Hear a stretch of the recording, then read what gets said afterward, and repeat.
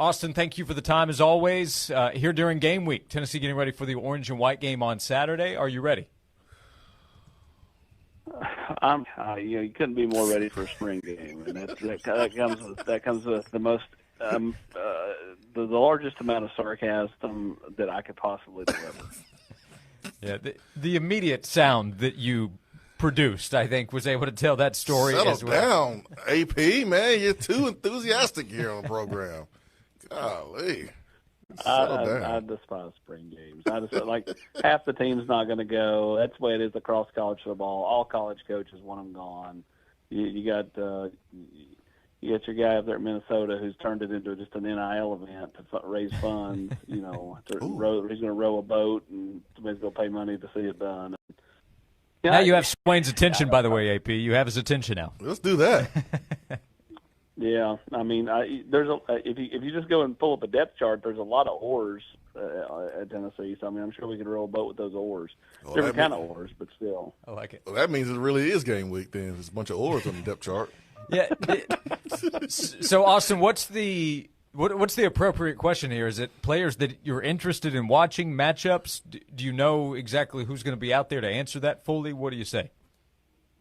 No, I think all that's still being determined over on campus. But I would say, most of the offensive line won't be out there. I think a lot of the skill matchups will be intact. I think you'll see a lot of the Mike Matthews, Braylon Staley, Chris Brazzell, Dante Thornton against Jermod McCoy, Boo Carter, Ricky Gibson, all those types. I think that's an interesting matchup to watch.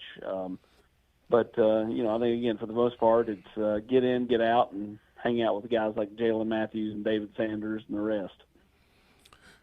What is Tennessee going to do with the running back position, in your opinion? I know that a lot of fans have been, kind of clamoring for Dallin Hayden because of his ties to Tennessee. There's an injury there with Cam Selton at running back. Do you feel like Tennessee is going to go the portal route and try to add a running back? I don't think you can totally dismiss it, but like right now, I don't think that's the plan. I think that's still yet to be determined as to whether they go to the portal for a running back or not. I think that's again certainly possible, but I don't think it's. I wouldn't call it probable, and I wouldn't call it definite. So it's something that's a possibility, but I think a lot of it depends on how the rest of the spring goes this week and how the staff feels like Deshaun Bishop's come along, where they feel like Peyton Lewis is at in his recovery. I don't think that Cam Selton is far enough into his recovery to know he's ahead or behind or whatever. So, again, I think right now is kind of where you're at.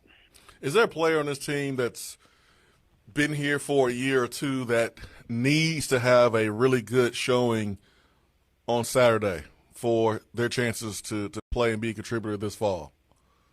No, because I think ultimately if there is that type player, he's been needing to show it in practice. They do enough 11-on-11 work in practice. Needs to show it in those first couple of scrimmages. I mean, a year ago, every fan walked out there going, "Man, Gaston Moore," and did Gaston Moore play? You know what I'm saying? Like, I mean, how many years when you were over there was it like David Yancey, Kirsten Biggers? I mean, spring games are spring games, and I mean, it's an NBA All-Star game, so to speak. I mean, there's just it is what it is.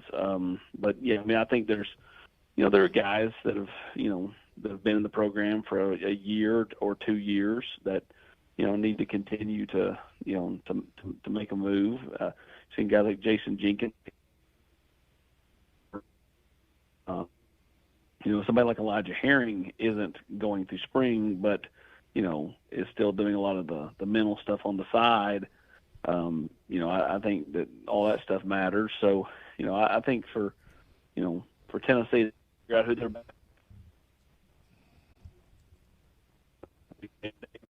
who's that going to be? William Satterwhite's obviously another option. Tennessee's got to figure out who their left guard's going to be, but I don't think any of that's going to be determined this spring and definitely not on Saturday. Are you tailgating before the orange and white game? No.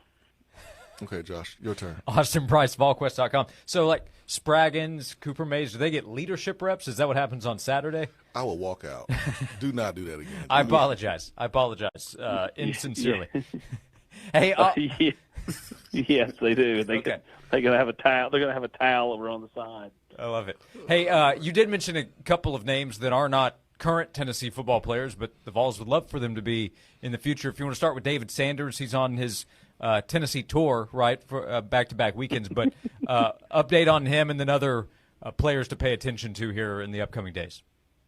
Yeah, we were the only people to catch up with him on Saturday, and again, I think Tennessee has done as well as they could possibly do there. Tennessee, Ohio State, Clemson, to me, those are the top three. You get Georgia, Bama, and South Carolina are to me the next level down, and the fact he's here back-to-back weekends, I think is big for Tennessee. He and George McIntyre talk a lot. He and David Hobbs, another Charlotte kid, talk a lot.